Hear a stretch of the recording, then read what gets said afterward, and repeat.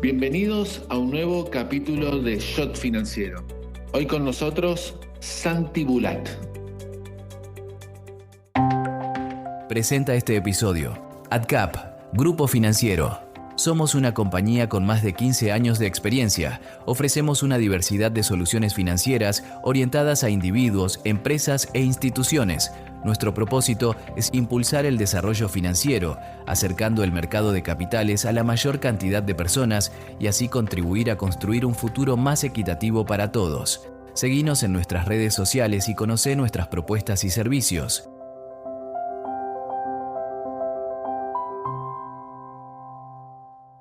Y ya estamos conectados aquí en Shot Financiero con Santi Bulat. Santi, un gusto enorme tenerte en nuestro podcast. ¿Cómo va? Hola Willy, ¿cómo estás? Un gustazo y soy oyente del podcast, así que un honor. Bueno, que no, el honor es nuestro.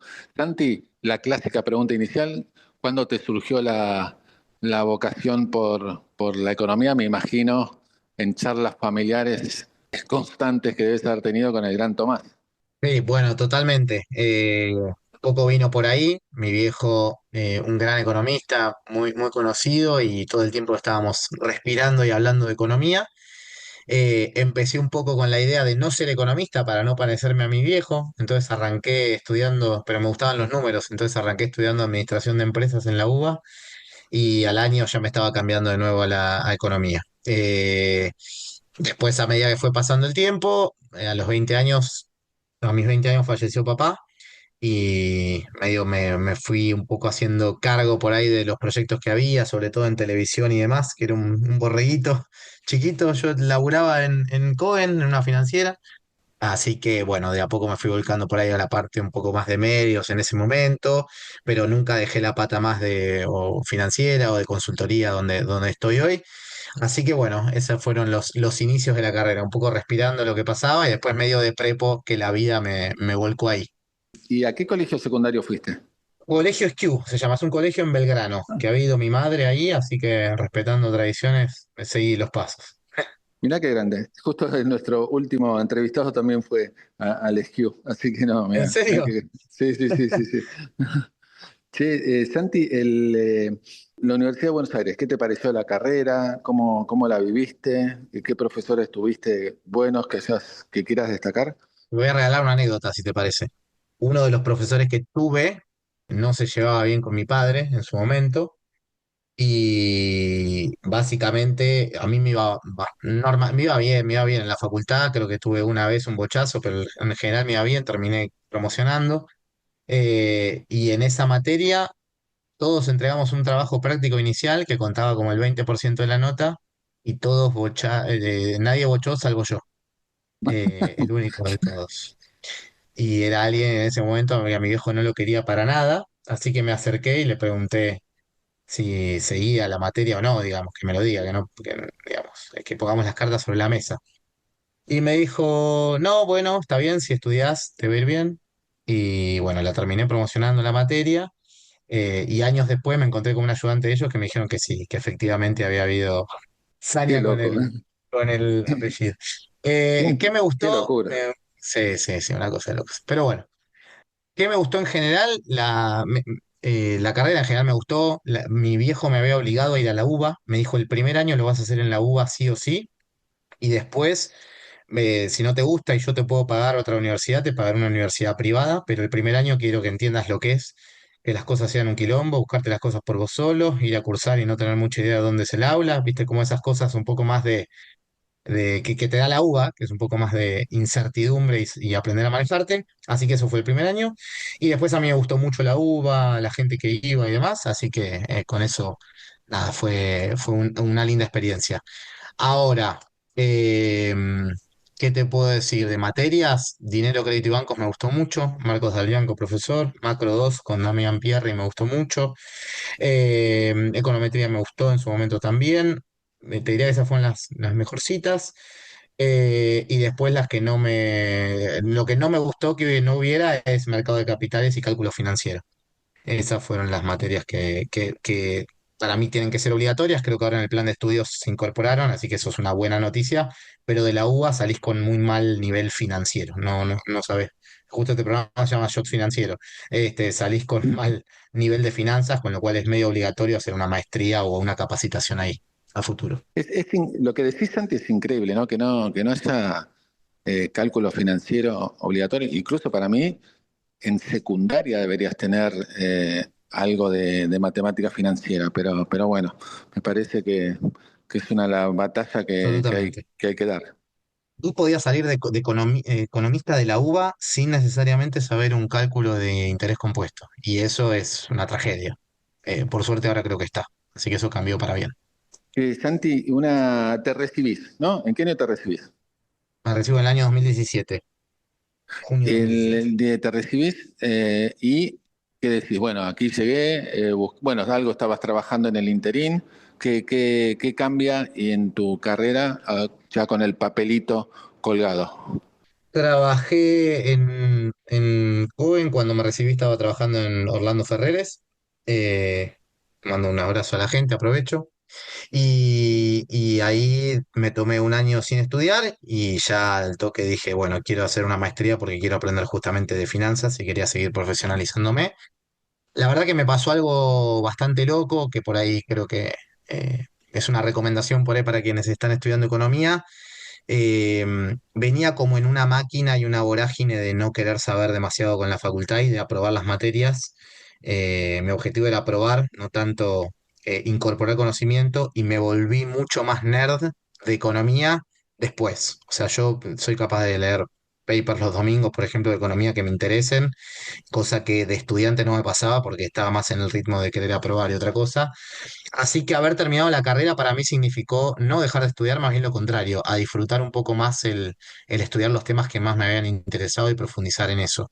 Así que creo que eso estuvo bueno porque lo disfruté un poco más. Me metí después en la maestría de finanzas en la UCEMA y bueno, también fue una experiencia linda donde aprendí mucho. Lástima que me agarró la pandemia en el medio y eso fue medio plomazo. Pero bueno, hoy soy profesor ahí, así que estoy contento con la experiencia.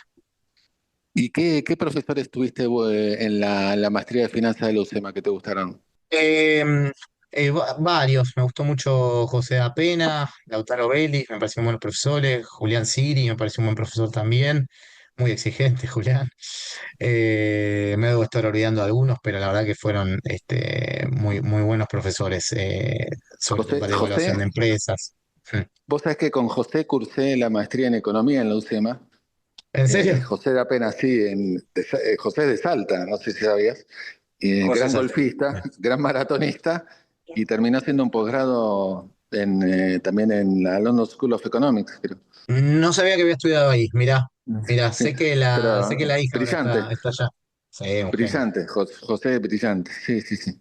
Y hoy Che, trabajo algunas cosas con él, así que eso me pone contento. Hay algunas evaluaciones de empresas que hago, siempre las chequeo con él, que no me encuentre nada, porque la verdad tiene una velocidad de lectura de balances espectacular. Así que eso ayuda. sí, sí. Che, bueno, ¿terminás la maestría en qué año, Santi? Así seguimos cronológicamente tu carrera. Termino en el año 2020 la maestría. Claro, fue 2019-2020, sí. Ok, y ahí, bueno, ya estabas un escalón arriba, laboralmente era otra cosa. Ahí sí, justo mi trabajo de maestría había sido la evaluación de un proyecto de inversión, eh, que era la creación de una plataforma de inclusión financiera para otorgamiento de créditos con scoring alternativo. Esa, Toda esa tesis que hicimos con un amigo, con Pedro, la logramos incorporar a un concurso que hacía ADEBA, la Asociación de Bancos, así que ganamos ese premio, así que muy contentos, coronamos con ese premio en el año 2020 y después seguí. En 2022 me salió una beca para irme a estudiar a Inglaterra. A Me fui ver, entremos, vos sabés que este podcast lo escuchan, bueno, muchos estudiantes. Entremos, si podés, en detalle, Santi, de cómo surgió la beca, cómo la buscaste, qué tan accesible bueno, es. estaba bastante obsesionado con la idea de irme afuera un tiempo de Argentina, sobre todo para cualquier economista. Se lo recomiendo, sobre todo porque Argentina es bastante endogámica y muchos temas que nosotros hablamos todo el tiempo y vos los hablás mucho, incluso también, afuera no son tema. los economistas afuera se dedican probablemente a hablar de otras cosas, como temas de productividad o de educación o de crecimiento y demás. Bueno, entonces dije, me quiero estudiar afuera. Y empecé a buscar alternativas de becas, porque irse a estudiar por la suya es bastante difícil, y quería irme a un lugar que se hablara inglés. Entonces esa era mi prioridad. Australia, Inglaterra o Estados Unidos, y me habían recomendado gente que había hecho la beca Chevening, que es esta beca que ahora te voy a comentar, es una beca que da la embajada británica acá en Argentina y te permite acceder a maestrías de un año en las cuales te dan la beca completa para estudiar y te pagan además para que puedas vivir allá. No todo, no es que te alcanza para todo, pero te pagan bastante. Es una beca en la cual tenés que aplicar, hacer 4 ensayos, demostrar que tuviste un buen promedio, hacer un examen de inglés y básicamente pasar algunas entrevistas. Y de mi camada fuimos 30 personas aproximadamente, con lo cual no es imposible y no es solo para economistas. De hecho, yo creo que era el único economista de mi camada. Así que incluso si lo escucha gente de De otras otras carreras. ramas, también pueden aplicar, porque lo que te aplican es una beca. Bueno, ¿y cómo fue, Santi, el desembarco en Inglaterra? El desembarco de Inglaterra fue al principio un poco difícil porque, bueno, no encontrás casa, empezás, es todo nuevo, tenés que adaptarte. La verdad que el tema de emigrar así no debe ser nada fácil.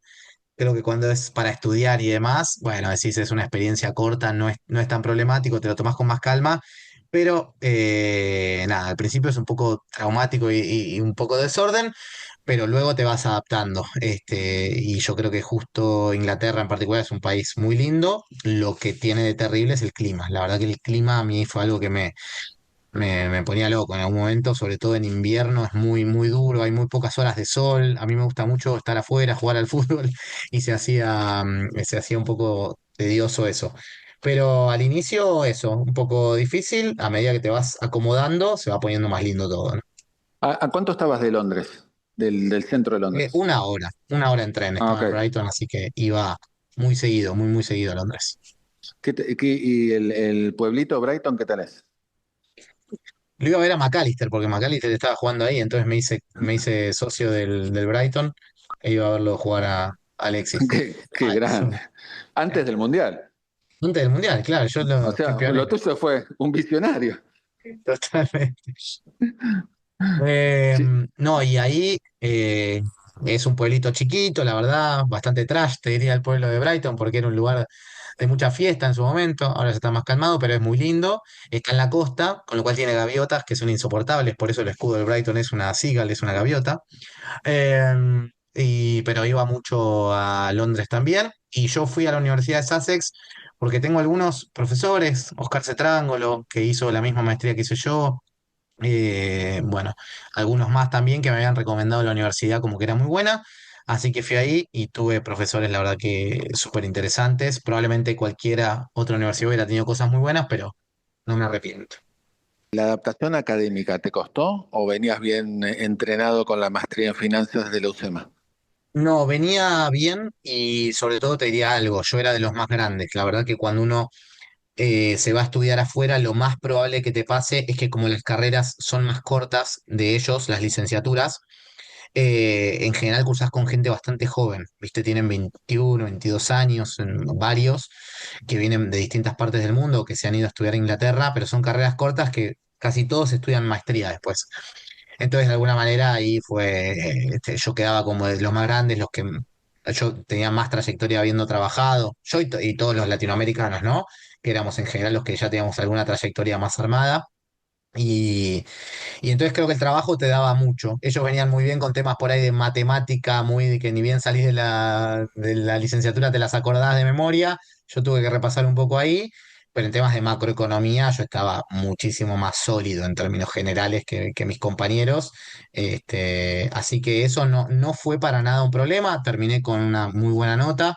Y un lindo trabajo final, así que no, contento. Te diría que no Bien. es para nada una barrera. ¿Sobre qué tema te volcaste para el trabajo final, Santi? Algo que me hubiera encantado haber publicado, pero no pude, que fue básicamente entender si los medios de pago digitales estaban formalizando la economía en Argentina. Entonces hice todo un cruce de datos básicamente con distintos métodos econométricos que lo que hacían era vincular con la recaudación de ingresos brutos de la ciudad de Buenos Aires, sectorizada en más de 600 subsectores, contra la adquisición de Postnets con una empresa en particular que, bueno, podemos nombrarla u obviarla, porque ya se sabe cuál es la que más presencia tiene en pagos digitales en la Argentina. Entonces la idea fue cruzar a partir de todos los sectores, que eran, como te digo, más o menos 600, los que más habían adquirido Postnets en los últimos años, qué impacto había tenido en la recaudación. Y eso te daba, sobre todo después del salto de la pandemia, que los sectores que más habían adquirido también había aumentado la recaudación en ingresos brutos. Entonces te daba Ah, una mira qué especie. interesante.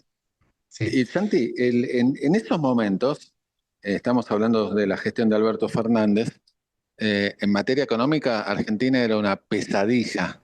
¿Qué tanto incidió en tu caso, bueno, irte a estudiar afuera, lo malo que eran las perspectivas económicas en ese momento y cómo viviste desde afuera lo que estaba pasando en Argentina? Primero que no me pude desconectar mucho, y eso no está tan bueno. Si acá nos están escuchando gente que se va a estudiar afuera o que tiene ganas de hacerlo, se lo recomiendo mucho que lo haga, pero que intente desconectar y conectar un poco con lo que está, con el país en el cual está viviendo y la realidad de ahí. A mí me pareció mucho que era todo bastante caos y nada, viste, con Esteban y con Matis tenemos una consultora que tenemos que dar respuesta y bueno, no estaba tan fácil salirse. Y me pasó que también entendí, que esto en algún momento lo hemos charlado más en privado, que es que Argentina vive una dinámica muy, la verdad que es insoportable, ¿no? De alguna manera te tiene todo el tiempo pensando y buscando estrategias para zafar de cosas. Yo me acuerdo que les pregunté a mis compañeros de la universidad, hice un ejercicio y dije, nosotros acá somos todos economistas de Canadá, de Estados Unidos, de India, de Pakistán, y les pregunté a todos cuántas reservas tienen en sus bancos centrales hoy. Y solo me acuerdo que una chica turca y yo éramos los únicos que sabíamos cuántas reservas había en los bancos centrales, exacto. Y claro, eso me dio a entender que en los países que tienen mucho lío estás pendiente de cosas que en el resto no deberías estar tan pendiente. Y claramente ese año eso, no me pude desconectar mucho, me di cuenta que estábamos como demasiado pendientes de esos temas y estaba bastante preocupado por Argentina, incluso pensando en cuánto sentido tenía volver o no volver o tratar de empezar a buscar algo por afuera también. A mí me gusta mucho Lo, Argentina, pero bueno. claro. ¿Pensaste en un momento o intentaste quedarte o no figuró ese escenario en la práctica? No fue una búsqueda activa, pero la verdad que siempre dije que si algo surgía ahí, lo iba a pensar bastante para por lo menos quedarme un tiempo más. Obviamente estaba en pareja y todo, con lo cual también eso lo tenía en consideración y quería volver por eso, pero, pero te digo que en algún momento sí lo pensé. La verdad es que yo tengo una carrera por ahí un poco armada acá, que ya tenía mucho de lo local. Y eso, bueno, a veces buscarlo afuera también es difícil. Probablemente si te vas a un puesto afuera tengas que remar mucho y acá en Argentina soy medianamente conocido o alguito y afuera sos nada, ¿viste? Entonces también es una decisión ahí de carrera que un poco se me jugaba en los costos de oportunidad, pero veía que Argentina no estaba yendo para ningún lado y la verdad que me preocupaba, ¿no? En ese sentido y decía, bueno, capaz me estoy perdiendo una oportunidad de hacer una carrera afuera y eso siempre me dio incertidumbre y todavía algo me da. ¿En qué año te entregan el diploma? ¿En qué año te recibís finalmente? Me recibo, empiezo en 2022 y termino en 2023 y en noviembre de 2023 me avisan que, nada, me avisan la nota, que todo había salido muy bien y me envían por mail, me llega directamente, por correo en realidad, me llega directamente el título, así que lo recibí por acá ¿Y en el Mundial diciembre. de Qatar, dónde lo viste? Ahí. No porque como vine a Era visitar a fin mi de año. novia, en 2022 vine en fin de año a visitar a mi novia unos días y justo enganché con la final del Mundial, así que fue una cosa increíble. Y el Me regreso, alegró mucho. y el regreso a Brighton, tremendo. Fiesta. No, no, el restaurante tremendo. Sí, sí, sí. Ahí tenía más ganas de ir a ver a Alexis todavía. No, no, histórico. Bueno, él mismo Histórico. cuenta cómo le cambió la vida. No, sí, total.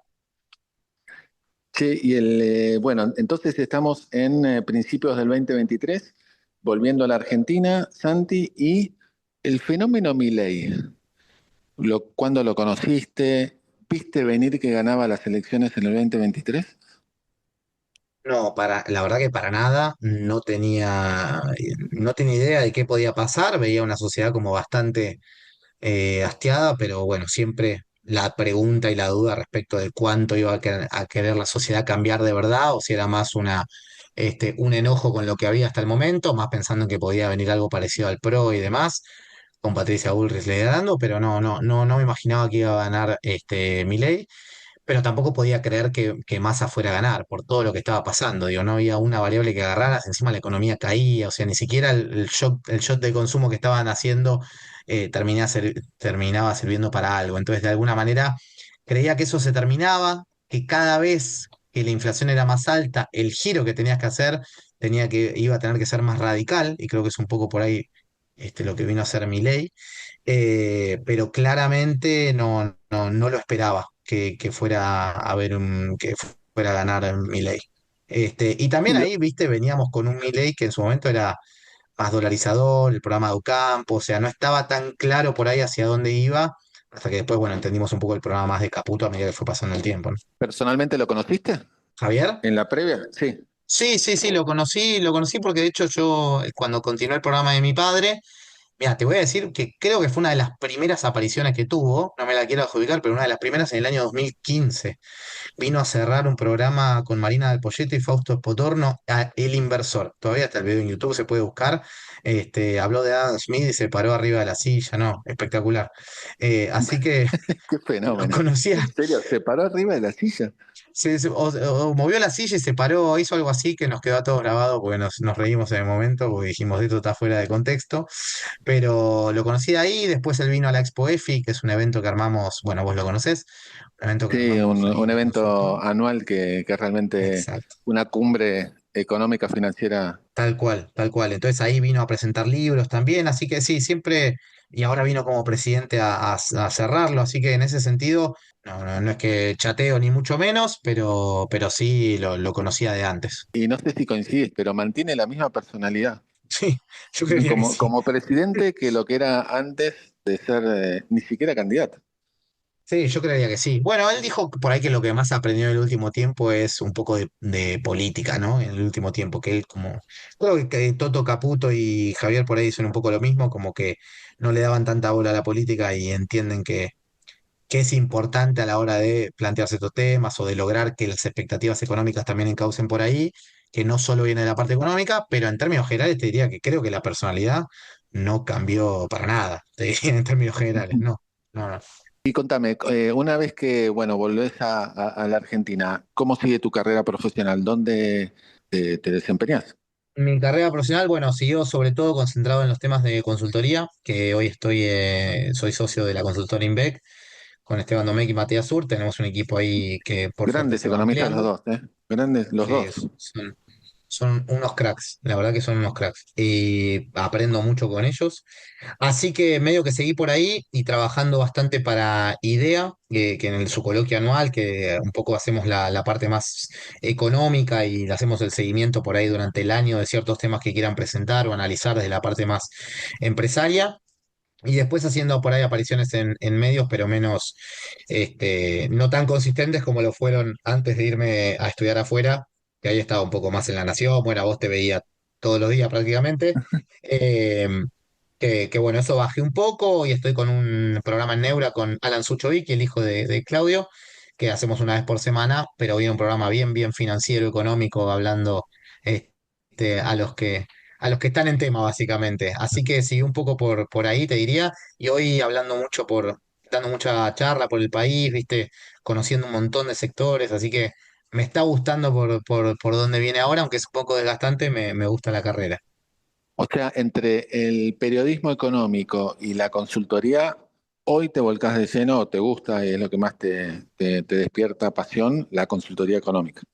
Sí, la verdad que me gusta bastante, lo disfruto bastante más y también hay veces que me gusta estar toda una tarde metido en Excel haciendo cosas, ¿viste? Medio aburrido lo que digo, pero la verdad que es como que es algo que me gusta y creo que a veces cuando metes mano en los números y analizás o usás algo de econometría y eso, terminás aprendiendo bastante.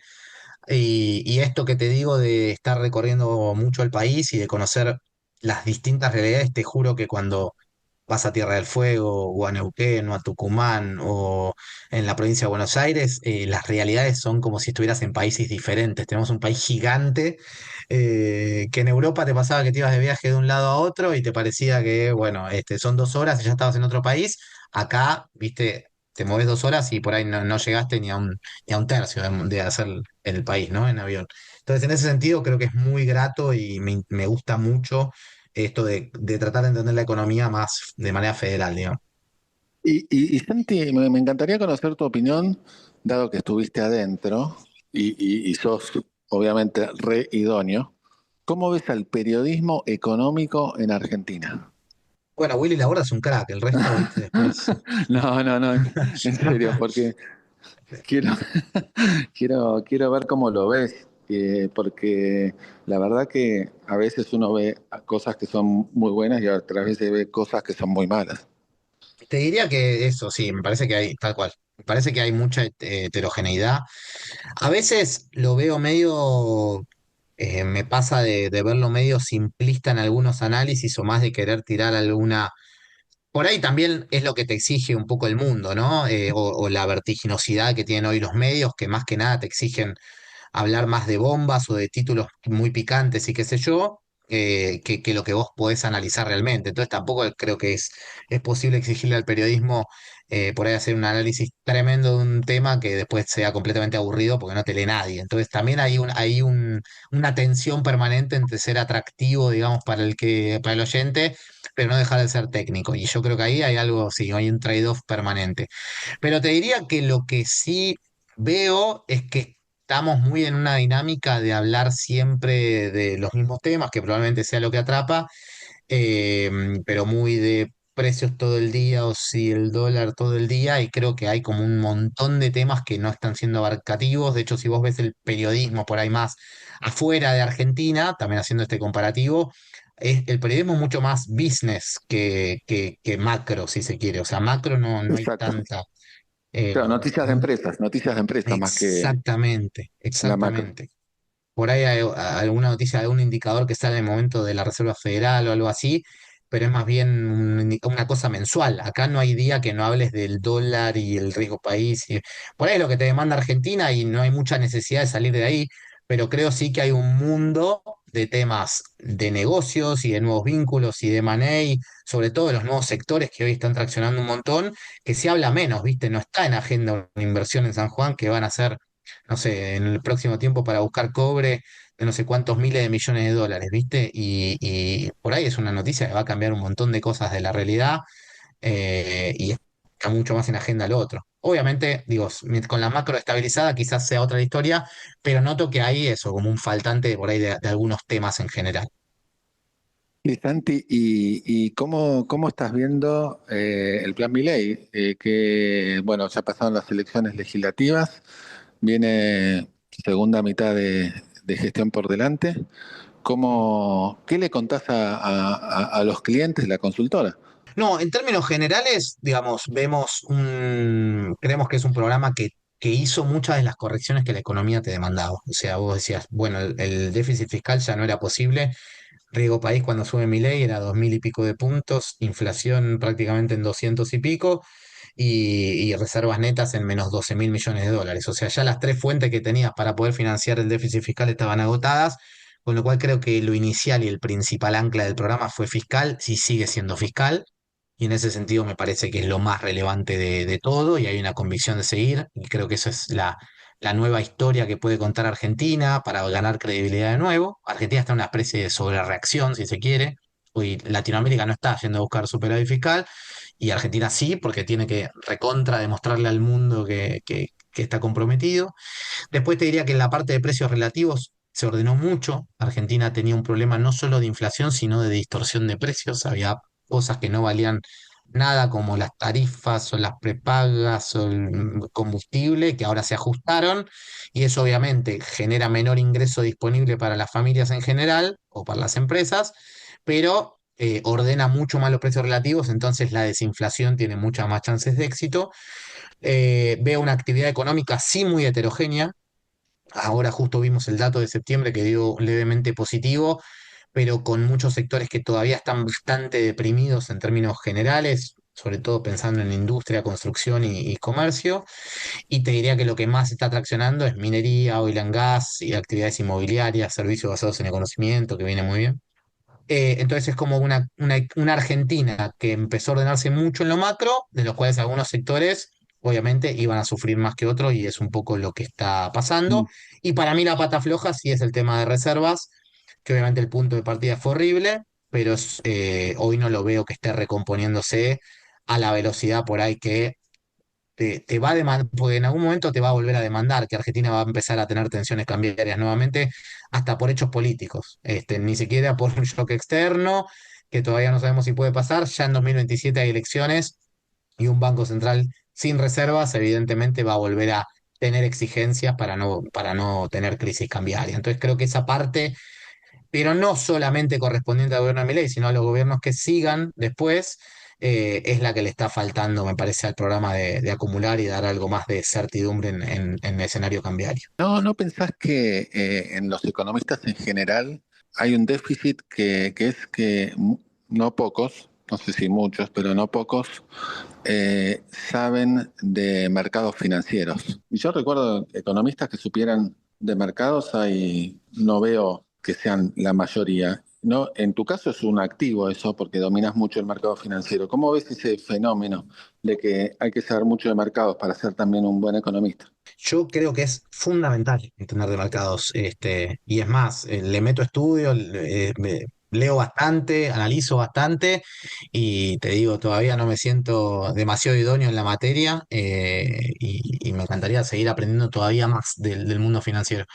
Ahora, creo que es algo fundamental saber del mercado financiero, pero no es lo único. O sea, si vos me decís, che, hay un equipo financiero que no, hay un equipo que es todo financiero, o un equipo que es todo, no sé, productivo, si querés que solo sabe política productiva y nada financiero, creo que ambos caminos no terminan del todo bien. Me parece que hay algo en el medio que debería combinarse en términos generales, pero en la profesión el faltante de la parte financiera es trascendental. Digo, hay mucho, sobre todo en una economía que está empezando a normalizar ahora las tasas de interés, pero que habían quedado muy desacopladas, el costo financiero de las compañías empieza a ser algo relevante, el manejo de la liquidez, todos esos consejos que pueden llegar a ser malos para una compañía en términos financieros, las liquidas. O sea, literalmente hay un costo muy, muy, muy, muy grande, con lo cual el desconocimiento de esa parte, no solo para el análisis macro, sino bien, bien para la micro, me parece que es fundamental. Y creo que por ahí el déficit de que en la UBA no haya estado, ojalá se empiece a revertir con el nuevo plan de estudios, de empezar a incorporarlo. Y como vos decías, ojalá que arranque desde antes, incluso en la secundaria también. Y Santi, creo que la Argentina va, no sé si coincidís, a un momento, creo que va, yo que tengo el doble de años que vos, a un momento que no vimos ni en la época de Menem ni en la época de Macri. ¿Pensás que el cambio este de superávit está enraizado en la sociedad? ¿La sociedad cambió? Excelente pregunta. La verdad que no estoy seguro, Willy. A veces me da miedo esto de aseverar cosas en nombre de la sociedad, porque sinceramente no lo sé. Creo que es una sociedad que a la vez demanda y cada vez es más vertiginosa en las cosas que quiere o necesita. Yo te digo, un poco haber vivido en estancamiento durante los últimos 14 años, que es 2011 hasta la fecha, ahora ojalá romper ese techo de crecimiento que tenemos. Creo que cada vez invita a que la sociedad quiera cambios cada vez más rápidos. Es como que vos digas, bueno, yo estoy trabajando y haciendo mi trabajo de la mejor manera posible, pero en un país que no te acompaña, bueno, querés que ese país dé respuesta rápido. Y en eso, cada vez que hay un traspié o cada vez que la cosa tarda más, porque los países no suelen crecer al 8% todos los años, digamos, no es algo normal, no es algo que deberíamos esperar tampoco que suceda. Creo que eso lleva a cosas cambiantes. De todas maneras, por escuchar a la oposición, no todos, pero escuchar varios, creo que lo fiscal se ha metido bastante. O sea, me parece que el tema de rendir cuentas, demostrar que el superávit es importante, me parece que empezó a entrar bastante más. Si es coyuntural, porque ahora vemos que la sociedad viró más a apoyar a este gobierno, o si es estructural, porque si vira la sociedad igual se va a sostener, esto la verdad es que no lo sé, pero ojalá que así sea para que las cosas que discutamos no vengan por el lado de si tenemos que tener superávit o no, porque las cuentas equilibradas para Argentina no las van a necesitar solamente en este gobierno, sino no lo vamos a necesitar en próximos gobiernos. Y déjame atarte una cosita ahí, perdón si me extiendo. No, Los no, procesos bienvenido. los procesos de estabilización que duran y no los que son que empiezan bien y después terminan mal, en general necesitan de una elección presidencial que si hay cambio o no de gobierno, se sostengan ciertas políticas hacia adelante. O sea, si el cambio de gobierno, ya sea porque, no sé, hay un cambio en 2027 o sigue este mismo gobierno hacia adelante, lo que deberíamos procurar para que se sostenga esto, y esto es el caso que se lee en Uruguay, es el caso que se lee en Brasil, en los años 90, sobre todo, es lo que consolida el proceso de estabilización, es que haya ciertas pautas que no se tocan, sobre todo en temas de superávit fiscal, sobre todo en temas de política monetaria y de la parte cambiaria y de acumulación de reservas. En general, los países que han estabilizado es con superávit fiscal y con acumulación de reservas en el largo plazo. Así que creo que esa combinación de dos, digamos, van a ser las necesarias para poder estabilizar la economía argentina en el largo plazo y no solamente en estos cortos años, digamos. Clarísimo, Santi. La última pregunta que siempre hacemos acá es consejos a jóvenes. ¿Qué le decís a aquellos que recién están ingresando en la carrera de Ciencias Económicas? Vos que ya transitaste incluso lo que comentabas recién, estudió en el exterior. ¿Qué les decís? Les diría que aprovechen a disfrutar la carrera, que es una gran experiencia dedicarle tiempo a estudiar, aunque a veces con temas de laburo y demás se complica un poco más, que disfruten, que aprovechen y que no piensen para nada que cuando se termina la carrera dejan de estudiar. Más bien todo lo contrario, empezás a estudiar más y te empezás a profundizar en los temas que más te interesaron y en los que más querés desarrollar en tu carrera profesional. Así que esto no es una carrera a ver quién termina primero, sino que se trata de ser cada vez mejor en lo que uno le apasiona. Siempre hagan cosas que les apasionan porque eso va a ser lo que finalmente van a terminar siendo mejores. Le diría como principal consejo, y que aprovechen mucho a los buenos profesores que hay dando vueltas en la Argentina, que son varios. Así que ese sería el consejo inicial. Santi, vos sabés que yo a Tomás obviamente lo conocí muchísimo y siempre dije, wow, qué bien que comunica y lo que saben, ¿no? Esa mezcla no se da, viste, frecuentemente, ¿no? O a veces hay gente que sabe mucho y no comunica, y a veces que no, hay gente que sabe poco o más o menos y comunica muy bien. Pero con tu papá era impresionante y por eso me alegra tanto escucharte porque realmente sé, obviamente estaría re orgulloso de vos, seguro. Y nada, y seguramente que frecuentemente recibís ese tipo de mensajes elogiosos, incluso siempre en la red social X siempre aparece alguna frase o alguna enseñanza que dejó tu viejo. Pero bueno, nada, quería comentarte ese fenómeno que siempre admiré de tu papá. No, gracias, Willy, la verdad que sí. Lo extraño cada vez más al viejo y me encantaría estar compartiendo estos momentos con él de crecimiento profesional, sobre todo en algo que compartimos mucho, que es la economía. Pero bueno, sé que sí, está orgulloso Sí, y estamos ahí trabajando para eso, pero él es un fenómeno. La verdad que a cada provincia que voy y a cada lugar, empresa, todos tienen una imagen de mi viejo que todavía se acuerdan con mucho cariño. Así que eso es tremendo, la verdad que impactante lo que ha dejado de huella. sí, Santi, bueno, un honor tenerte aquí en Shot Financiero. Le mandamos un beso enorme a toda tu familia y seguí para adelante. Gracias, Willy, te mando un abrazo y felicitaciones por el podcast porque me encanta y lo seguiré escuchando. Ahora a mí. Abrazo enorme, Santi. Abrazo grande. Propósito, actitud, resultados. Liderazgo modo Geneia.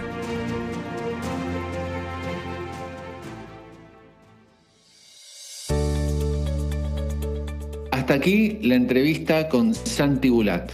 Nos reencontramos en una semana nada más en otro capítulo de Shot Financiero. Chau.